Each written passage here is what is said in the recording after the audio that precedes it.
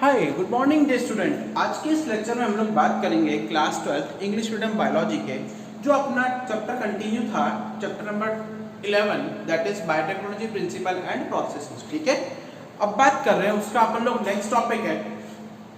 Topic हम लोगों का कंटिन्यू चल रहा है बेटा टूल्स ऑफ बायोटेक्नोलॉजी। ठीक है, बायोटेक के अंदर कौन कौन से टूल काम आ रहे हैं और उसमें फर्स्ट टूल हम लोग एंजाइम को कंटिन्यू कर रहे थे। ठीक है, एंजाइम्स में याद अगर आप लोगों को याद हो तो लास्ट लेक्चर के अंदर हम लोगों ने पढ़ा था क्या, आप लोगों के लास्ट लेक्चर में हम लोगों ने लाइसोजाइम्स पढ़े थे और एक्सो और एंडोन्यूक्लियस पढ़े थे। ठीक है, लाइसोजाइम्स और एक्सोन्यूक्लियस। ठीक है ना, पहला लाइसोजाइम्स पढ़ा था। ठीक है, सेकंड क्लीविंग एंजाइम का पार्ट था एक्सोन्यूक्लियस एंडोन्यूक्लियस। अब जो मोस्ट सब्सिक्वेंट पार्ट होता है, अल्ट्रा इंपॉर्टेंट पार्ट है, आप लोगों का जो मेन पार्ट है, मैं कहूँ कि आप लोगों की जो आरडीटी है, जो जेनेटिक इंजीनियरिंग है, जो बायोटेक है, वो कंप्लीट किस बेस के ऊपर डिपेंडेबल है, वो जो मेन पार्ट है उसको आज अपन लोग डिस्कस करेंगे। ठीक है, तो मेन टॉपिक इज यार आज हम लोगों का दैट इज रिस्ट्रिक्शन एंडोन्यूक्लियस बेटा। ठीक है, जो यस्टरडे वाले टॉपिक से आप लोगों से रिलेटेड है। ठीक है, आप लोगों का जो कल का टॉपिक है उससे क्या है, ये रिलेटेड है। ओके, तो अब रिस्ट्रिक्शन एंडोन्यूक्लियस की अगर हम लोग बात करें तो these are known as molecular scissors. ठीक है, इन्हें हम लोग क्या कहते हैं, आणविक कैंची भी बोलते हैं। क्या बोला जाता है, आणविक कैंची, मॉलिक्यूलर सीजर्स, यानी कि सेल्स के अंदर ये मॉलिक्यूल्स को, पर्टिकुलरली किसको कट कर रहा है, डीएनए को। न्यूक्लियस आप लोगों को मैं बता दूं, न्यूक्लियस मतलब जो किसको क्लीव करता है, न्यूक्लिक एसिड्स को। किसको क्लीव कर रहा है बेटा, न्यूक्लिक एसिड्स को। ठीक है, न्यूक्लियस का मीनिंग क्या होता है, जो किसको क्लीव कर रहा है आप लोगों का, न्यूक्लिक एसिड्स को। क्लियर है। रिस्ट्रिक्शन मतलब जिसका एक पर्टिकुलर दायरा है जो प्रतिबंधित लगा रहा है, हिंदी में बोलते हैं प्रतिबंधन एंडोन्यूक्लियस। ठीक है ना। ओके, अब है एंडो मतलब जो इनसाइड से कट कर रहा है, डीएनए को कहां से कट कर रहा है, इनसाइड से। ठीक है, तो आज हम लोग बात करेंगे कि रिस्ट्रिक्शन एंडोन्यूक्लियस है क्या। हमने अभी इसकी मीनिंग के बारे में पढ़ा कि क्या है क्या नहीं है। नॉर्मली अगर मैं बात करूं, it was firstly isolated by the professor W arbor. ठीक है, प्रोफेसर विलियम हैना आर्बर है, डब्ल्यू आर्बर है। हालांकि केवल और केवल नॉलेज पार्ट है। ठीक है, आपका एनसीईआरटी में नहीं दिया गया है ये। ठीक है, हम लोगों को क्या कंपाइल करना है, एनसीईआरटी कंपाइल करना है पूरा का पूरा from exam point of view. ठीक है, एग्जाम के पॉइंट ऑफ व्यू से, चाहे वो नीट का एग्जाम हो चाहे कैसा भी हो, एक्स्ट्रा नॉलेज है। ठीक है, डब्ल्यू आर्बर ने 1962 में डिस्कवर किया था। किससे निकाला बेटा, बैक्टीरिया से निकाला। किससे निकाला, बैक्टीरिया से निकाला। क्लियर है। अब ये क्या कह रहा था कि 1962 में तो आया और उसके ठीक 16 साल बाद 1978 में आर्बर, स्मिथ और नाथन को बेटा नोबेल प्राइज मिला था। Arber, Smith and Nathan were awarded with the Nobel prize. ठीक है ना, उनको कैसा प्राइज मिला था, नोबेल प्राइज। किसके लिए नोबेल प्राइज मिला बेटा, न्यूक्लियस रिस्ट्रिक्शन एंडोन्यूक्लियस की डिस्कवरी के लिए।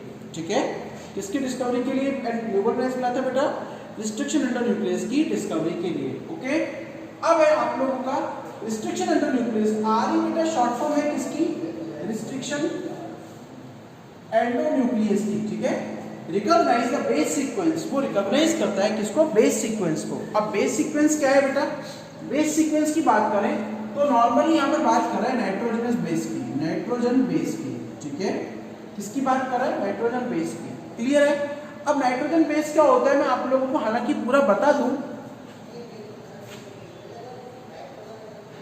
नाइट्रोजन बेस क्या होता है बेटा, अगर मैं डीएनए की बात करूं तो डीएनए या न्यूक्लिक एसिड्स के अंदर बेटा न्यूक्लियोटाइड्स होते हैं। क्या होते हैं, न्यूक्लियोटाइड्स।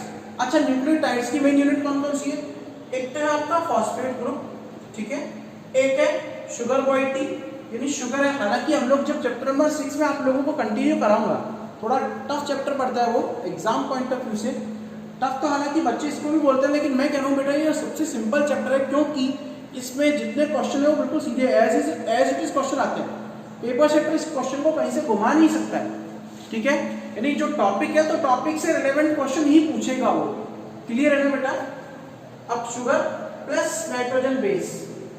अब न्यूक्लियोटाइड के अंदर बेटा 3 यूनिट होती है, फॉस्फेट ग्रुप है, शुगर मोइटी है और नाइट्रोजन बेस है। अब नाइट्रोजन बेस में बेटा कौन कौन से होते हैं, एडेनिन, थाइमिन, साइटोसिन और गुआनिन। हालांकि इनका स्ट्रक्चर हम लोग आगे पढ़ेंगे चैप्टर नंबर 6 के अंदर कंप्लीट, अभी हम लोग बायोटेक कर रहे हैं। ठीक है, तो ये क्या कर रहा है कि नाइट्रोजन बेस को सीक्वेंस को रिकॉग्नाइज करता है एट द पैलिंड्रोमिक साइट या पैलिंड्रोमिक सीक्वेंस। पैलिंड्रोम वर्ड क्या है, सुनिएगा। पैलिंड्रोमिक वर्ड क्या है?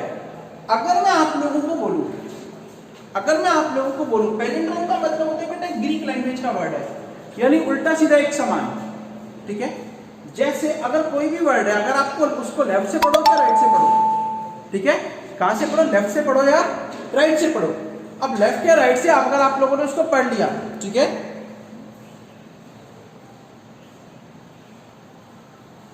लेफ्ट या राइट से अगर आप लोगों ने उसको पढ़ लिया और वो एक जैसा दिखाई दिया, तो that is palindromic sequence.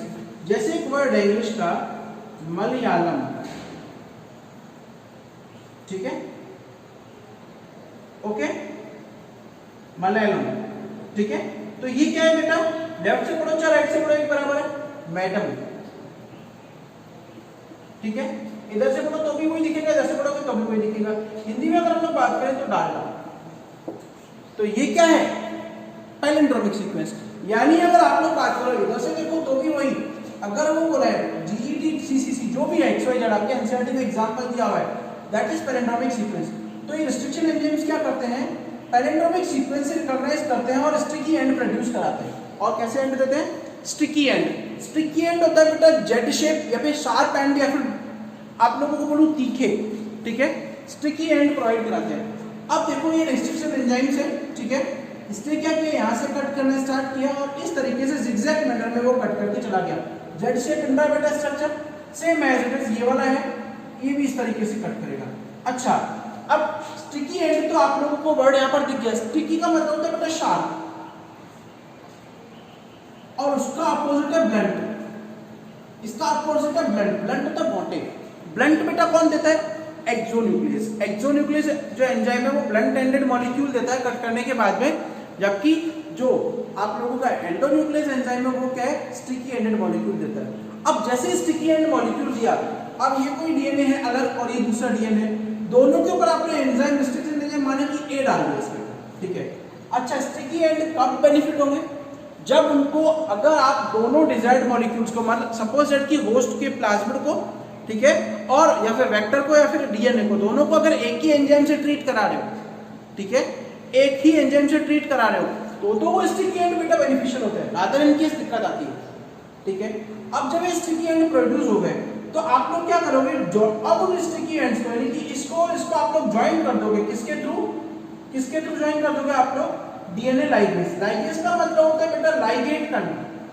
Ligate ये एक ऐसा एंजाइम है जो डीएनए के कटेड मॉलिक्यूल्स को यानी कि टूटे हुए मॉलिक्यूल्स को क्या करता है, फ्यूज करता है यानी कि जोड़ता है। क्लियर है ना, क्लियर। तो ये क्या है, डीएनए लाइगेज एंजाइम। क्या है ये, डीएनए लाइगेज एंजाइम, ठीक है। और डीएनए लाइगेज से आपने जब फ्यूज कराया तो ये दोनों जुड़ जाएंगे और इसके रिजल्टिंग क्या बनेगा, रिकॉम्बिनेंट डीएनए बनेगा, ठीक है। यानी आप लोगों ने क्या किया, दो मॉलिक्यूल्स को आपस में जोड़ लिया, रिकम्बाइन कर लिया डीएनए। अब आता है टाइप ऑफ रिस्ट्रिक्शन एंजाइम्स।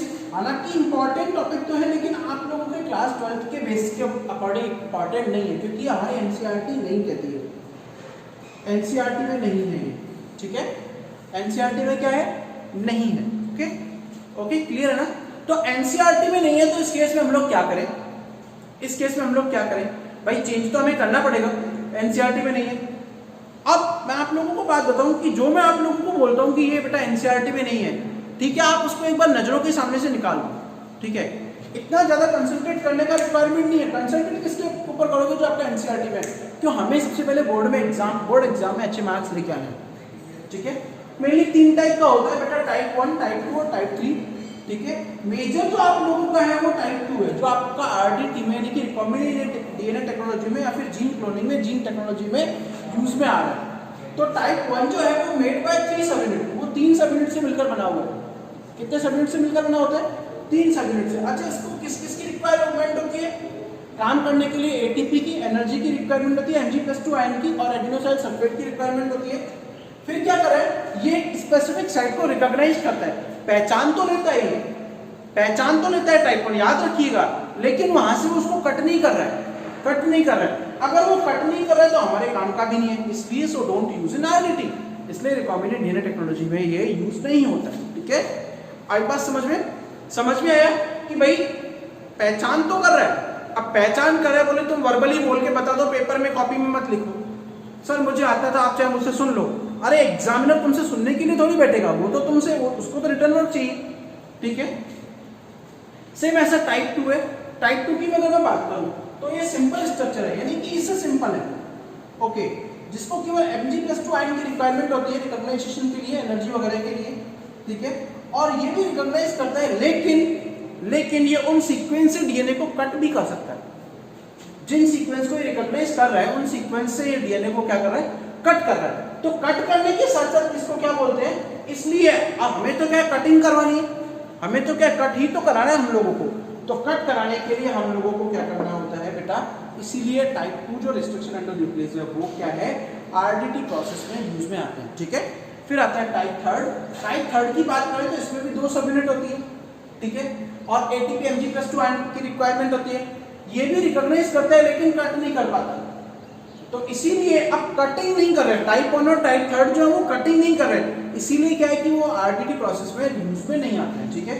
फिर आता है नॉमेनक्लेचर, नामकरण, कि भाई आप रिस्ट्रिक्शन एंजाइम्स तो बोल रहे हैं लेकिन उनका नाम कैसे बोलोगे, तो नॉमेनक्लेचर। जनरली जो रिस्ट्रिक्शन एंजाइम्स है, टाइप 2 रिस्ट्रिक्शन एंजाइम्स है, उनको नाम दिया जाता है किसके आधार पर, बैक्टीरिया से के आधार पर नाम दिया जाता है, यानी उनके सोर्स के आधार पर नाम दिया जाता है कि किस सोर्स से वो निकले, ठीक है। तो नॉमेनक्लेचर के लिए रूल है, जो पहला लेटर है ऑफ एंजाइम, अब फर्स्ट लेटर जो एंजाइम वो जीनस होती है बैक्टीरिया का, ठीक है, और सेकंड के 2 लेटर होते हैं वो क्या होते हैं, स्पीशीज होते हैं। यानी अगर हमें बात करूं, अभी बात करते हैं आगे, फिर है फोर्थ लेटर जो है, अब सेकंड के 2, भाई पहला लेटर ये हो गया, सेकंड यानी कि दूसरा और तीसरा लेटर में ये दोनों आ गए। Fourth letter of enzyme is the first letter of the strain, वो क्या स्ट्रेन का होगा, यानी कि कौन सा स्ट्रेन है, ठीक है। It is written the capital, ये हमेशा किसमें लिखा जाएगा, कैपिटल में लिखा जाएगा।